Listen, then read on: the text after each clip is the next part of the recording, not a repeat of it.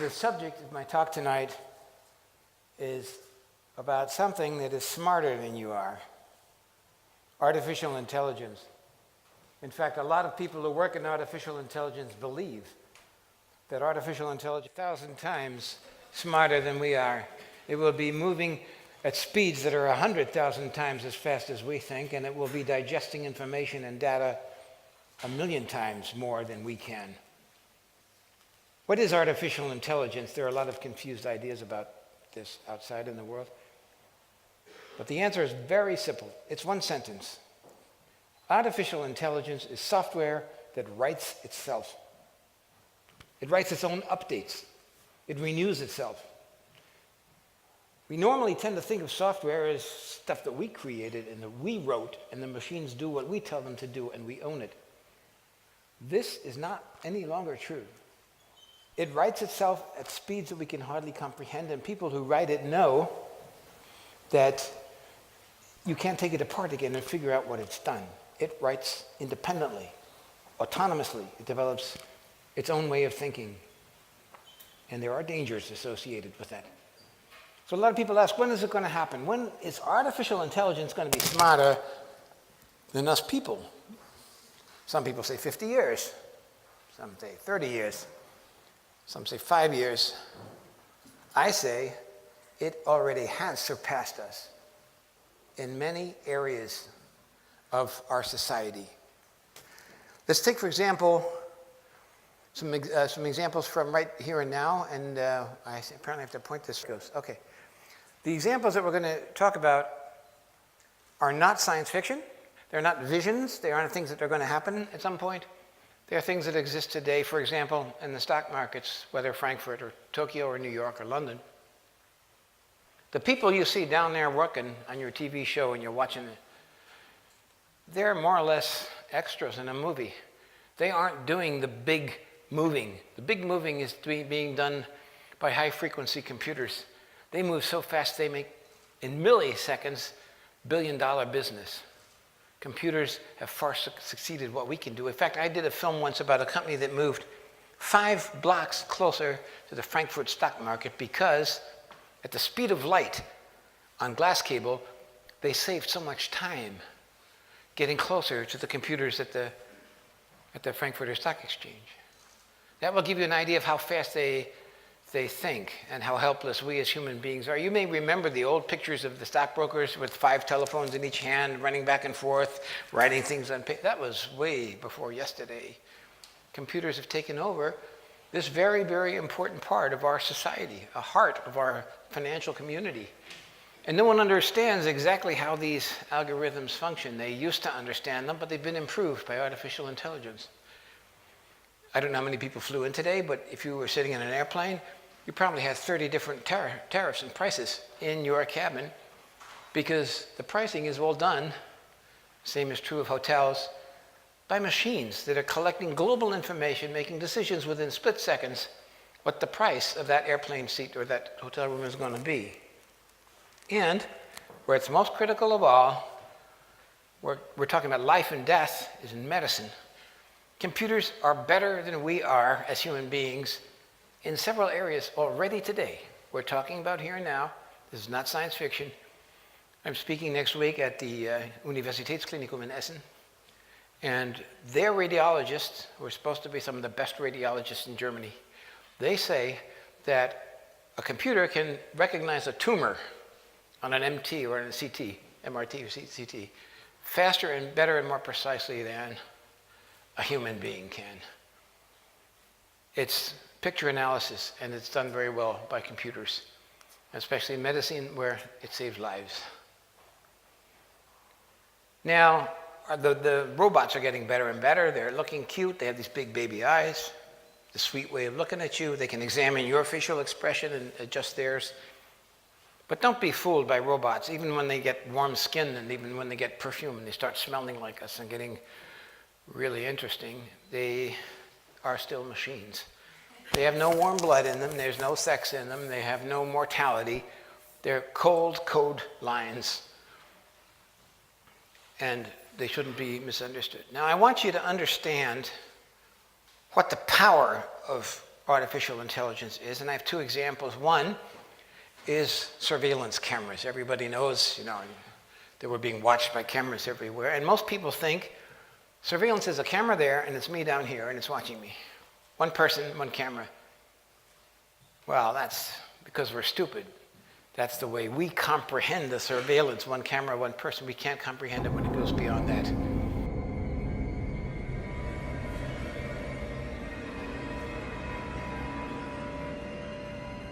This image was taken 17,500 feet above Quantico, Virginia, and covers 15 square miles. This whole image is at a very, very fine resolution. So if we wanted to know what is going on in any spot along this image, say near this building at this intersection, everything that is a moving object is being automatically tracked. The color boxes represent that the computer has recognized the moving objects. You can see individuals crossing the street. You can see individuals walking in parking lots. There's actually enough resolution to be able to see the people waving their arms or walking around, what kind of clothes they wear. Unlike the Predator camera that limits field of view, Argus melds together video from each of its 368 chips to create a 1.8 billion pixel video stream. This makes it possible to zoom in and still see tremendous detail.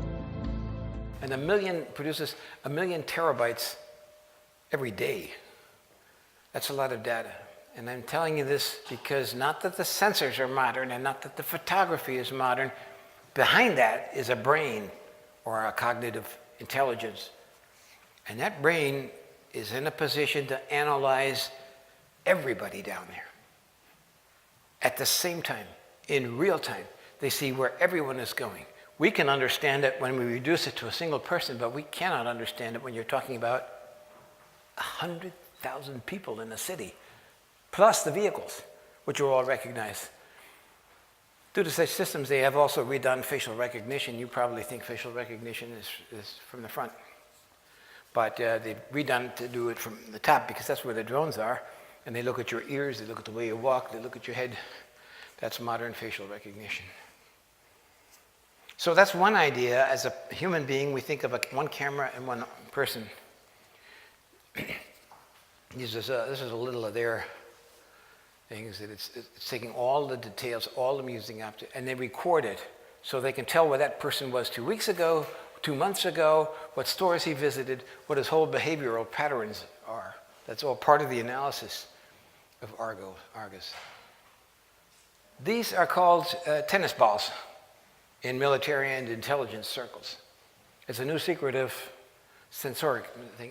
A cruise missile will fly into a valley in Afghanistan, and this is especially important because the troops have left many of these areas, and it will drop literally thousands of these sensor packages, or these tennis balls. They're all packed in foam rubber. They record with cameras, they record with microphones, they record with seismic measurements, they record with Geiger counters, they record with chemical sensors that can look for chemical things. That's not the amazing part of it, and it's not the amazing part that they have a little signal that goes over here to the transmitter goes up to the satellite. Old technology, nothing special. But the special part of it is, behind that system, there's a fusion software that can combine the audio and the visual and the seismic and the chemical, all of these signals, and make sense of them and analyze on the ground what kind of troop movements they are, what are the kinds of vehicles they're using, what are they transporting, is there radioactivity in that? It takes all of these different pieces of information and turns it through fusion software into an understandable picture, which goes way beyond our vision. Artificial intelligence only works if you have huge data masses. Artificial intelligence only works if you have big data. But big data only works if you have artificial intelligence to make sense of it, because human beings can no longer sort and sift and order the huge volumes of data that we have collected. And thus it is not surprising that the company that has the most information in the world, is probably the most powerful country in the world, Google, is very interested in artificial intelligence and has been traveling around the world as a shopping queen, buying all the companies that are dealing with robotics. This is one of their robots. This is called Atlas. And they're buying artificial intelligence, all the artificial intelligence companies from around the world. Now this is, if you ask Google, it's a peaceful robot, right? He doesn't have a gun. He doesn't throw atomic bombs. You know, he just walks around and stands there. But you may have seen the superimposers DARPA, Defense Advanced Research Projects Agency. That is the research arm of the Pentagon. And then you see the video was made by Lockheed Martin, which is one of the most powerful and influential and richest weapons companies in the world. So why is the Pentagon investing this money? Why has Lockheed Martin taken over large aspects of the company? This guy's called Big Dog. He also belongs to Google, also DARPA financed. Peaceful dog, right? Unless he gets caught on a maneuver of the United States Marines as part of a military unit. So these are not flower children. These are robots that have a function, and robots that have a function and an intelligence, and perhaps an intelligence that goes beyond us, are dangerous things. Now that's a Predator drone. It was taken at a secretive United States Air Force base in New Mexico. Predator drones you've seen, right? You've seen them on TV, you've seen them in the newspapers. They're old. They're 20 years old, the technology. This is, I mean, it looks very scary when the Spiegel and the ARD write modern technology and the guys in the joystick and killing people and Taliban and in Afghanistan far away. But that's what a modern drone looks like. This is not a Predator, this is a Pegasus. It's an X-47B. It's owned by the Navy. It's a jet-powered machine, not like a propeller-driven Predator. It goes 2,000 miles into enemy territory. It carries 2,000 kilos worth of explosives, and is run by artificial intelligence. It starts alone, flies its mission alone, comes back alone, and here's the clue, it lands all by itself on an aircraft carrier. Talk to any pilot you've ever met. What's the most difficult landing area you can possibly imagine? They say it's an aircraft carrier. Short runway, things moving, very hard. This thinking drone can do it. But here are the two keys to Pegasus. Pegasus is invisible. Now, I'm not talking about stealth and being invisible to radar. I'm talking about invisible to the human eye. And you won't find this in any newspaper anywhere.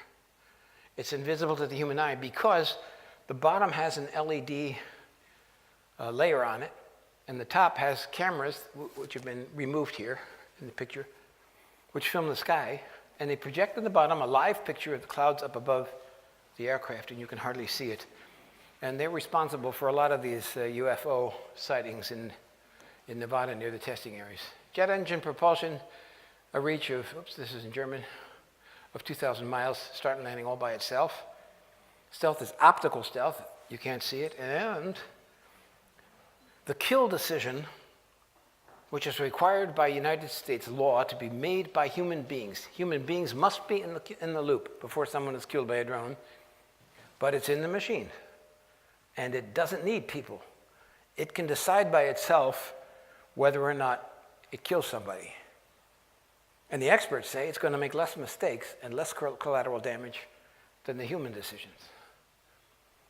The kill decision in robots in the air, in robots on the ground, in robots in the water or underwater, where there are also drones, is made by, or can be made by machines. And in my book, I quote many official United States government documents which say, our goal is to have the kill decision made by them. The problem is, artificial intelligence, sometimes they make mistakes. This is Talon. He's an automatic cannon. I mean, they can, a lot of ammunition in that thing, and you can also put rockets on it. And it's in Iraq since 2007. At a demonstration with US generals and experts, the damn thing got out of control and started pointing at the audience. And there was a Marine there, thank goodness, running across the field who tackled it like a football player and threw it on its side and probably prevented a couple hundred people from being killed. Now, this wasn't reason enough to take a lucrative contract away from the company that built it, and it wasn't enough to take the talent out of Iraq. It's just sort of off-duty for a moment, because there were some early stages of development, that kind of problem. But don't underestimate artificial intelligence, because it's getting better every day, and it's going to scare us. And now I'm right at the right time where I say stop. Because I want to take a look now. This has all been here and now technology. Let's go to the future.